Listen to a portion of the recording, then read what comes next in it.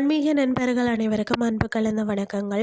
இன்றைக்கு நாங்கள் ஆன்மீகம் சம்பந்தமான பதிவில் மாங்கல்ய பழம் அருளும், அதாவது பெரியபாளையம் ஸ்ரீ பவானி அம்மனை பற்றி பார்க்கலாமா வாங்க. சென்னையிலிருந்து சுமார் 45 கிலோமீட்டர் தொலைவில் செங்குன்றம் ஊத்துக்கோட்டை சாலையில் பார்த்தீங்கன்னா அமைந்திருக்கக்கூடிய அற்புத தலம் தான் பெரியபாளையம் பெரிய படை வீடு அப்படின்ற ஒரு சிறப்பு பேர் கொண்ட இந்த தல சக்தி வாய்ந்த சுயம்பு வடிவில் எழுந்தருளி அருள் பாலிக்கிறார், அதாவது ஸ்ரீ பவானி அம்மன்.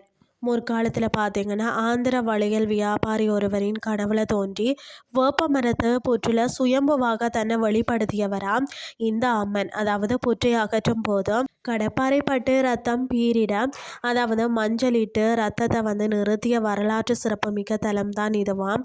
இன்றளவும் பார்த்தீங்கன்னா சுயம்பு அம்மனின் மீது அந்த கடப்பாறை தளம்பி இருப்பதை காணலாம். கோவிலின் கூடுதல் சிறப்புகள் பார்த்தீங்கன்னா கிருஷ்ணரின் தங்கை, அதாவது துவாபார யுகத்தில் கம்சனை எரித்து ஆகாயத்தில் மறைந்த, அதாவது யோக மாயையே இங்கு பவானி அம்மனாக குடியேறியதாக புராணங்கள் கூறுகிறது. வேப்பிலை ஆடை நேர்த்திக்கடன்னு சொல்லக்கூடியது, அதாவது இந்த கோவிலில் மிக முக்கிய நேர்த்திக்கடன் வேப்பிலை ஆடை அணிந்து வலம் வருவது. தீராத நோய்கள் தீரவும் தோஷங்கள் விலகவும் பக்தர்கள் வேப்பிலை ஆடை அணிந்து அம்மனை வழிபாடு செய்கிறார்கள். இங்கு வழங்கப்படக்கூடிய குங்குமமும் தீர்த்தமும் உடற்பிணிகளை தீர்க்கும் அற்புத மருந்தாக போற்றப்படுகிறது.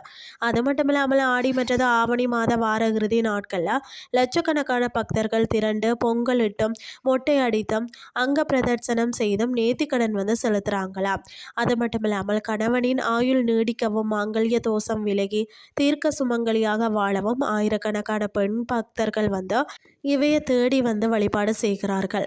ரோகங்களும் வறுமையும் நீங்கி சகல செல்வங்களும் பெற பெரியபாளையம் பவானி அம்மனை தரிசித்து அம்மனின் அருள் அனைவருக்கும் கிடைக்கட்டும் அப்படின்னு சொல்லி கூறிக்கொண்டு இன்றைய ஆன்மீகம் சார்ந்த பதிவை நிறைவு செய்து கொள்கிறேன்.